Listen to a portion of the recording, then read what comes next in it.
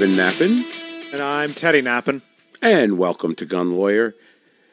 You know, folks, we need to get back to basics. And when I talk about basics, I'm talking about our basic constitutional rights. It's really always important to step back and understand that the entire Bill of Rights is what protects us as gun owners. And we love and cherish the Second Amendment, but all the amendments go to work protecting us and ultimately our gun rights as well.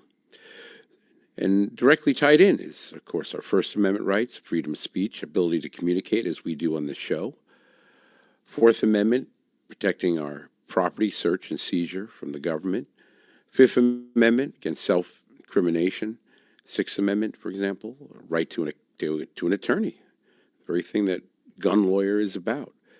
I mean, these are all critical and important. And every time I look and I see other countries that aren't blessed with a Bill of Rights to the Constitution, and you see the abuse that takes place, you just have to point it out, because we are blessed to live in the United States and to have these rights, and to not only have these rights, but to utilize these rights.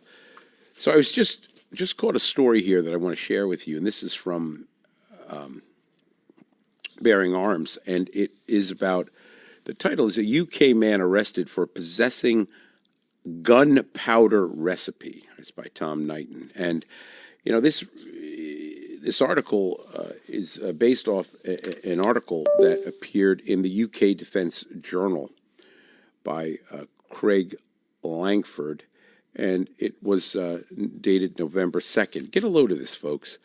The UK has gone so far out of control when it comes to no even illusion of having the rights that you and I take for granted every day. Here is just a great example of it. And right from this article, it says, a 49-year-old man from Leeds has been sentenced to 3 years and 9 months in prison for possessing a handwritten recipe for gunpowder. That's right. Was his name Guy Fawkes? Yeah, that's a good one, Teddy. But it was just a recipe for gunpowder. And he was sentenced here because he's going to serve an additional 4 years on extended license. I guess it's like a probation as well, or after, or parole. I'm not a UK attorney, but then and be subject to serious crime prevention order for 5 years. So he has this other order hanging over his head as well, along with terrorism notification requirements for 10 years, because he admitted, this guy Gilbeard, admitted to possessing information likely to be useful to someone committing or preparing an act of terrorism under Section 58 of the Terrorism Act. The document was discovered at his home during an intelligence-led search by West Yorkshire Police on May 28th. Detective Chief and Superintendent James Dunkerley, head of counterterrorism, in a statement said officers were concerned to discover a handwritten recipe for black powder during a search of Gilbeard's home in May. A recipe later verified by experts as potentially viable. Can you believe this, folks? And then the chief added, possessing information about the manufacture of explosives will always raise serious questions. And Gilbeard has chosen not to explain or defend the presence of the recipe in his home. Instead, he pleaded guilty to possessing information useful to a person preparing for an act of terrorism. Can you believe this? I mean, look at the lack of rights in the UK. First of all, lack of rights concerning possession of information. Folks, we have a First Amendment right. If you want to possess the recipe, the information on how to make gunpowder, you may do so in the U.S. You can go online right now, go to WikiHow, It explains in detail how to make gunpowder. You can watch the damn Star Trek episode with Kurt where he's fighting that monster and actually makes gunpowder in the episode. Remember that one? I mean, come on. The recipe for gunpowder is criminalized by having just the knowledge. It didn't say he did anything. It didn't say he was charged with using it or even attempting to use it. Just having the information, folks. Criminalizing information. Now, you may say, well, good thing that can't happen here. Yet, New Jersey is already doing it. Not to this extreme, but doing it by banning information that can show computer information on how to build a firearm, on how to make or 3D print a gun. The mere possession of that data. So don't think it can't happen here to this extreme. It can. Furthermore, he is being convicted here. This is right according to the chief, because what does it say? Gilbeard has chosen not to explain or defend the presence of the recipe. Oh, we have this little thing in America called the Fifth Amendment. A right. You have no obligation to explain crap in America. You don't have to explain a thing. You want to have the recipe for gunpowder? You can have the recipe for gunpowder. You don't have to explain why you have it. Can you imagine? This is what these people live under in that police state. It is insane. And yet we are right on the fringes now of suffering under the same fate. We already see examples of it, just not to this extreme. We're seeing the weaponization of our justice system against gun owners. We're seeing the abuses. Let me just tell you, it's outrageous. But, there's a lot of good reason to have the recipe for gunpowder. Plenty of good reasons. Maybe you want to make your own gunpowder for muzzleloading. So what? Maybe you want to be a prepper in case this stuff one day hits the fan. Maybe you want to make it. There's plenty of lawful reasons you may want to make gunpowder. I mean, but you don't have to have an obligation to explain it. And maybe you don't want to make it, but you just want to know how in case you ever do. Imagine that. Or maybe you want it because you want to write a novel, or you want to write a book, or you want to understand the mechanics of it. Who cares? Knowledge is knowledge. It's one of the things about having that First Amendment, supposed to protect.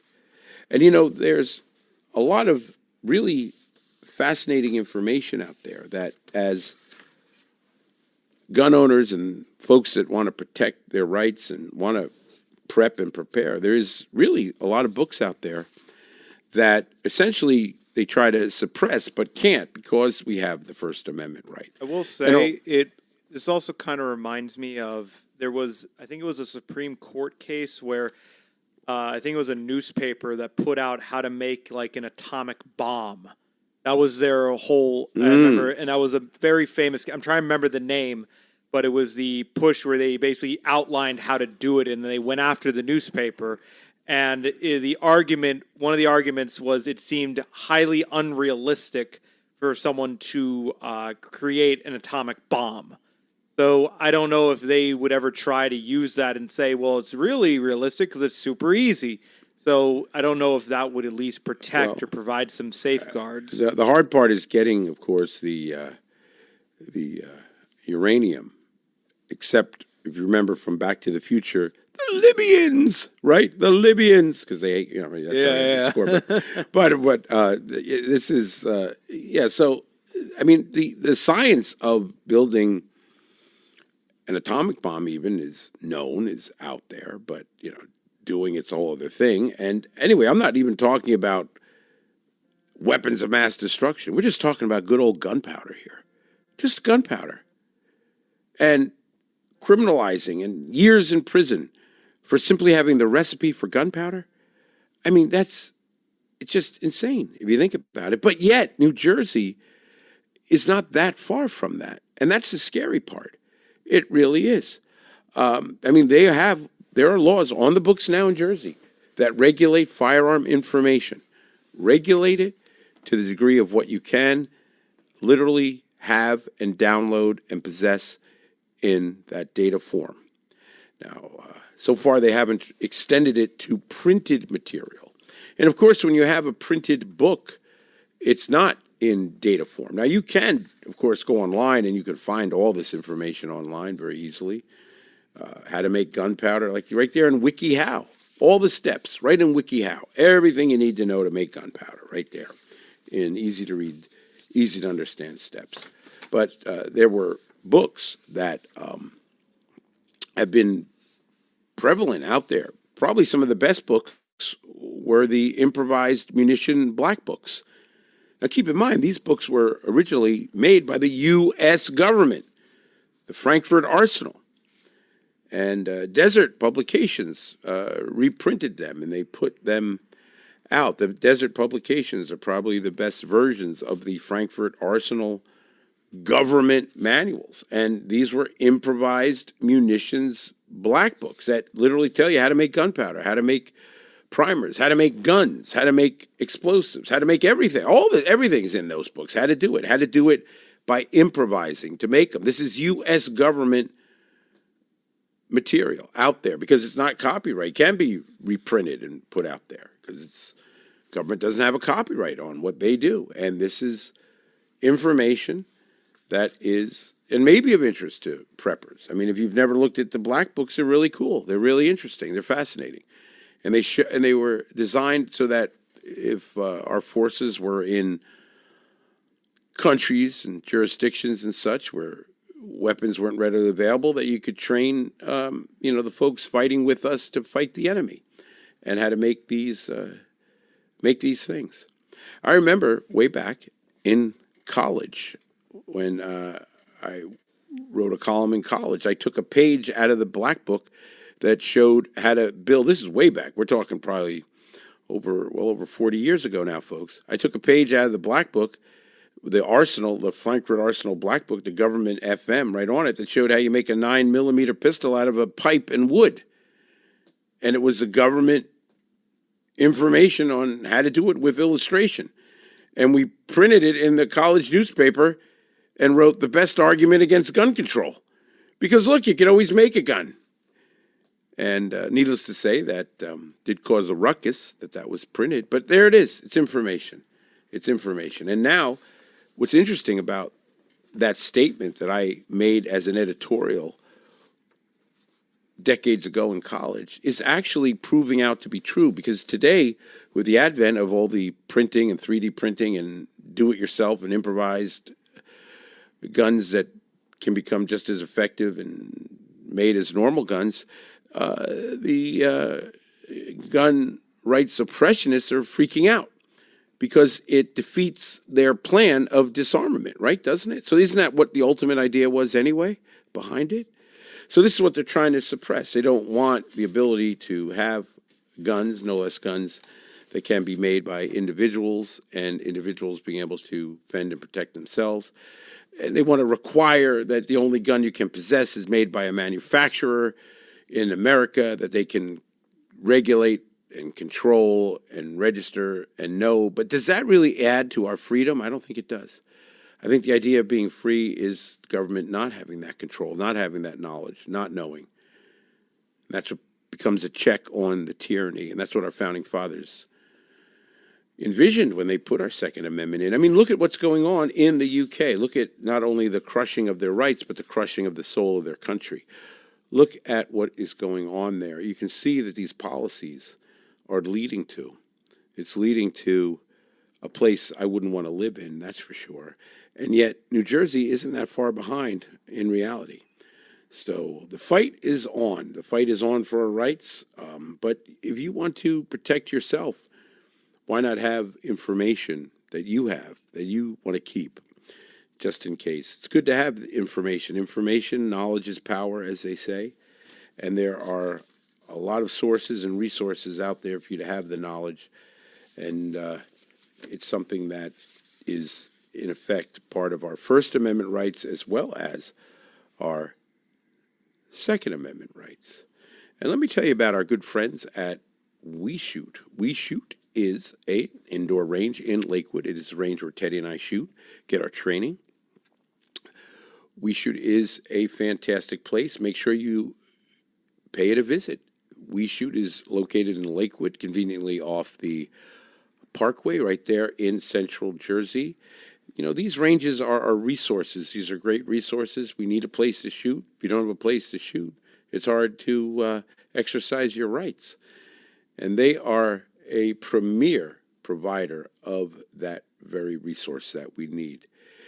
They have fantastic bargains and deals, and they have all the best stuff in their pro shop and the greatest instructors. And I'm not just saying that. I'm a fan and a customer, and so is Teddy, and we love it there. So I want to give our highest recommendation to We Shoot. You can check out We Shoot at WeShootUSA.com. Make sure you pay them a visit. You'll be glad you did. They'll become your new favorite range. I can assure you of that. And we are knee-deep in a big fight in Jersey. Unfortunately, as you know, the Republican, Jack Ciattarelli, did not succeed in winning. And of course, that is depressing for us because in New Jersey, it means we're still going to be subject to the oppressionists, to those that have an agenda to oppress our Second Amendment. So that means that we have to fight even harder. That means that we have to be even more vigilant. It is not time to give up. It is time to fight harder. And the way you fight harder is through your state association, the Association of New Jersey Rifle and Pistol Clubs. In unity, there's strength. The association is fighting on multiple fronts, not just the political in terms of elections, but also the legal. They're in the courts challenging the laws as we speak.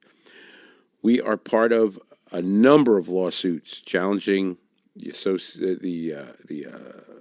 ban on assault firearms, on the carry killer law, on large capacity magazines. There are lawsuits throughout the country. The association is a part of a number of these critical lawsuits to New Jersey.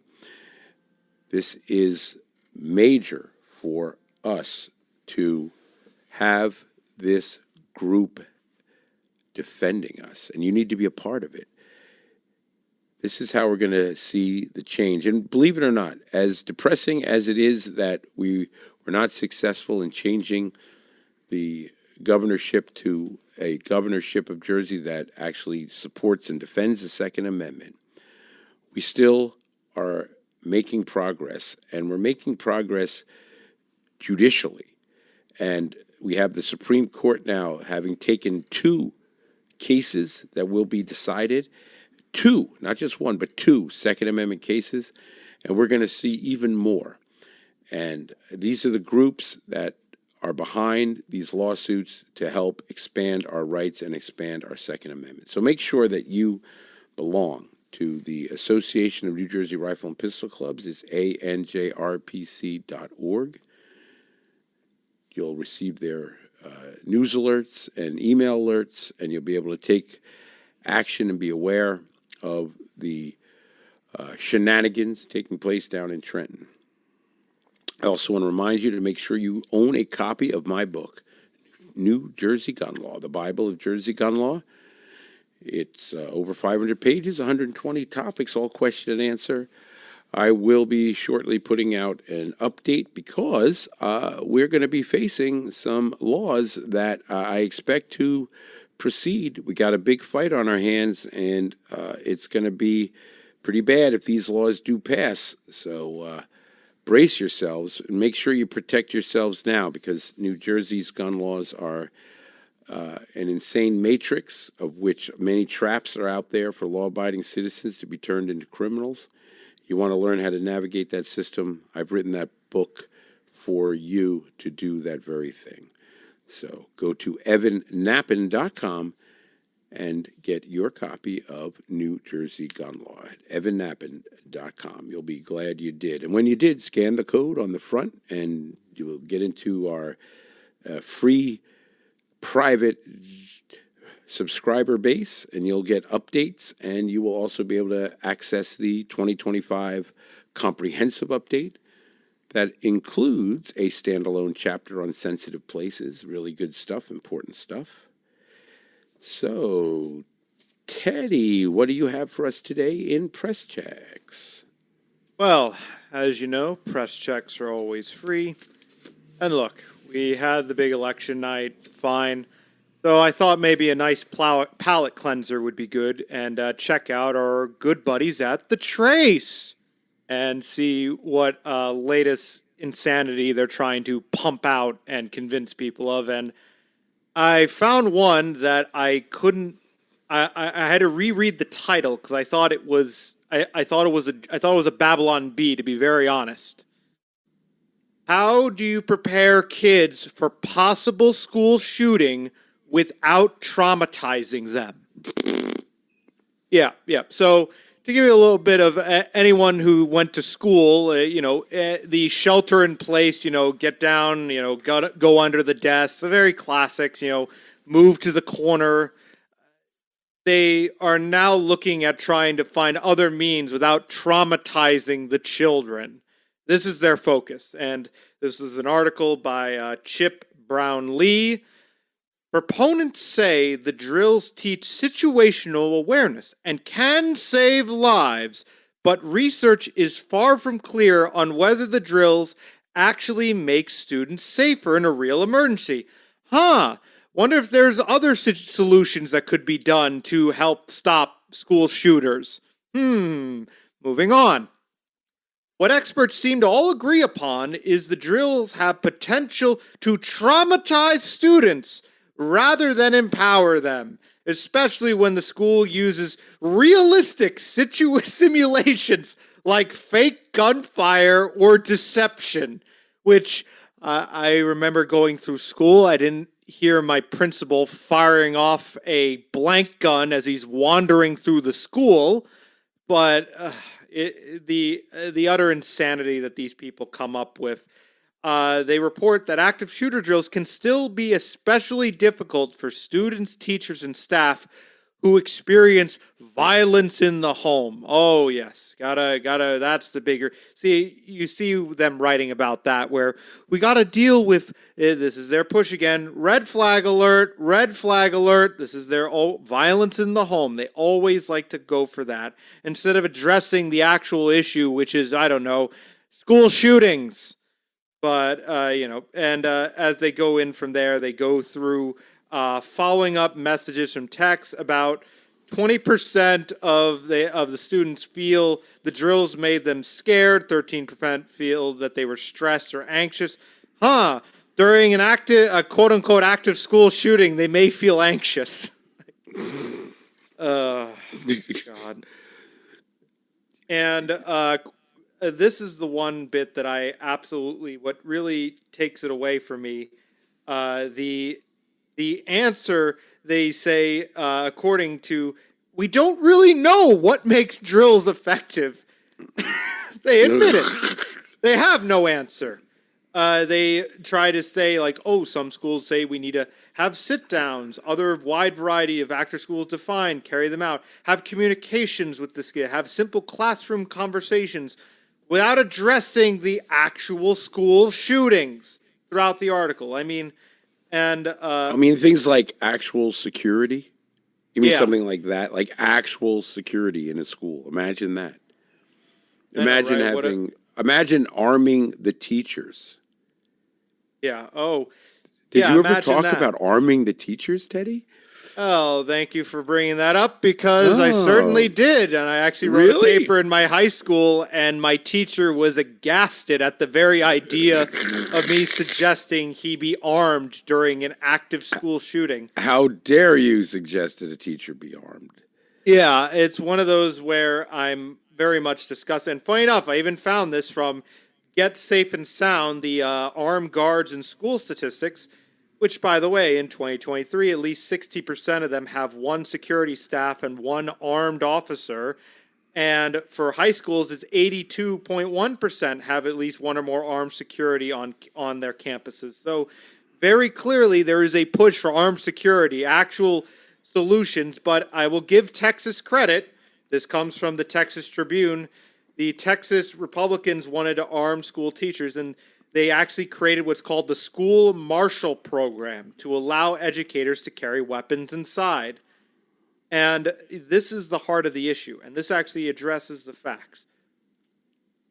Unfortunately, only a certain amount of districts actually wanted to participate in the program, where they broke down the numbers, where it was just only 84 of their school districts out of the 1,200 opted into the program, and where there's only 361 actually became licensed under the program versus the 9,000 on campuses. So this is the bigger issue. There needs to be a culture of arming yourself to defend. The teachers need to see that says, like, let me be there to defend my school, defend the children, actually willing, and it's that culture that in our country where guns are part of our culture. That's a fact of life. They need to realize that. And instead of just being the victim and running potential stressful drills in their view, actually arming themselves to defend their workplace and defend the kids. So it's quite disgusting. And all this can somehow get traced to a story by a single author, huh?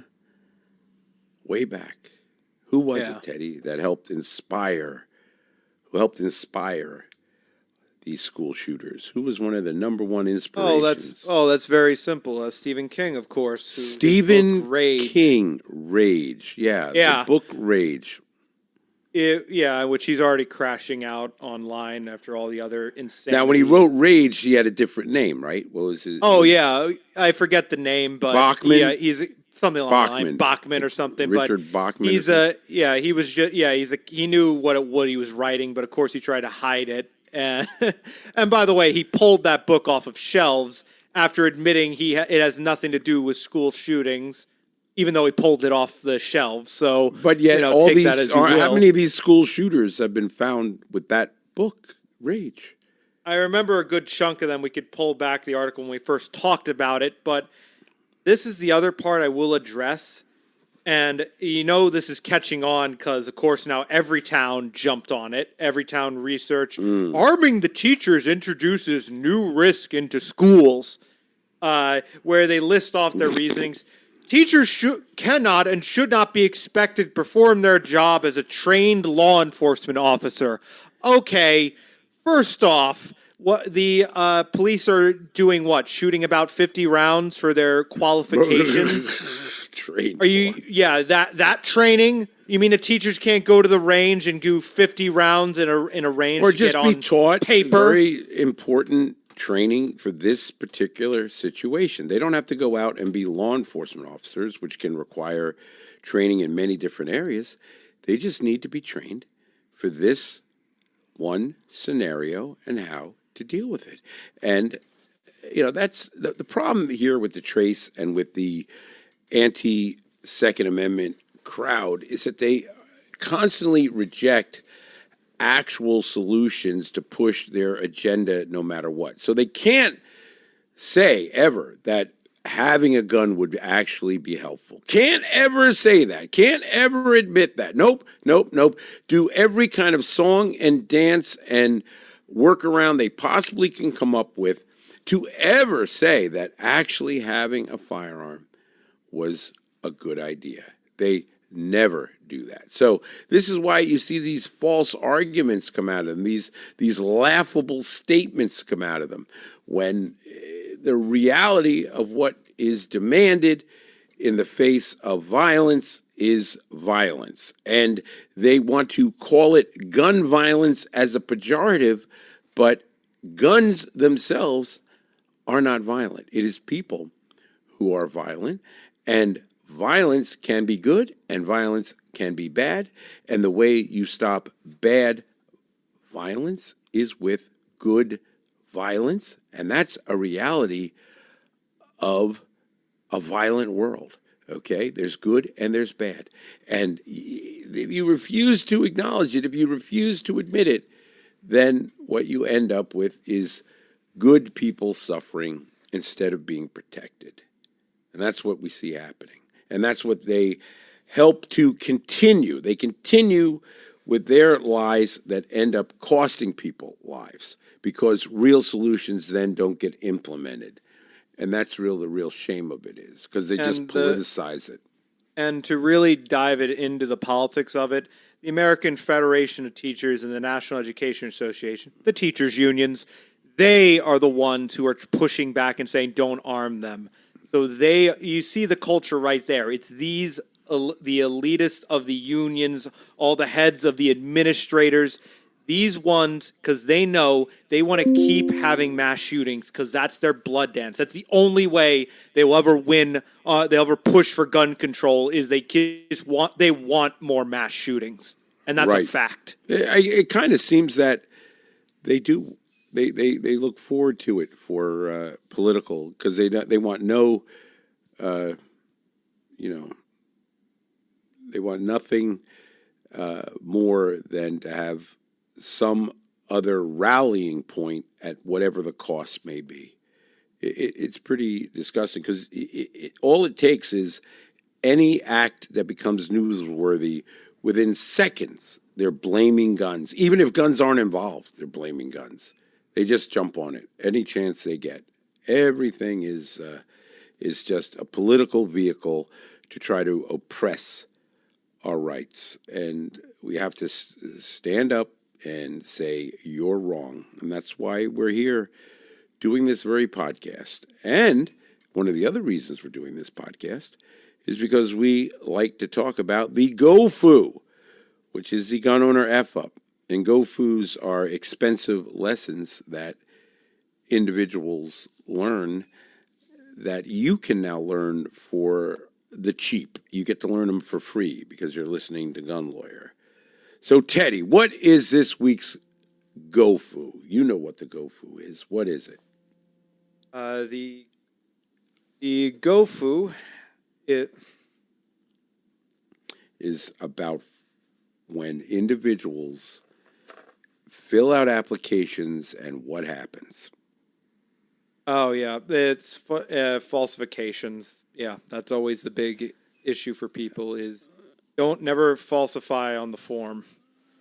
We run into this in practice often, and it's something that I just want to make sure our listeners are really aware of. When you fill out a gun application, make sure your answers are accurate and true. Don't just guess, because falsification of the application, you putting the wrong answer, even though it wasn't intentional, will lead to your license being denied, and you are exposed to criminal charges of falsification, third-degree crime in Jersey, up to 5 years in state's prison. Take this application process seriously. Make sure your answers are absolutely correct. If you have questions about a certain question, find out in advance how it needs to be properly answered. We get falsification issues all the time coming into the office where individuals just innocently make a mistake. They thought this, they didn't understand the question, and it is extremely unforgiving in New Jersey. Please be extra careful. Don't become a GoFu when you're filling out your gun applications. If you have any issues or questions, get them positively answered in advance. We can't emphasize that enough, folks. And this is Evan Nappen and Teddy Nappen reminding you that gun laws don't protect honest citizens from criminals. They protect criminals from honest citizens. Gun Lawyer is a Counterthink media production. The music used in this broadcast was managed by Cosmo Music, New York, New York. Reach us by emailing evan@gun.lawyer. The information and opinions in this broadcast do not constitute legal advice. Consult a licensed attorney in your state.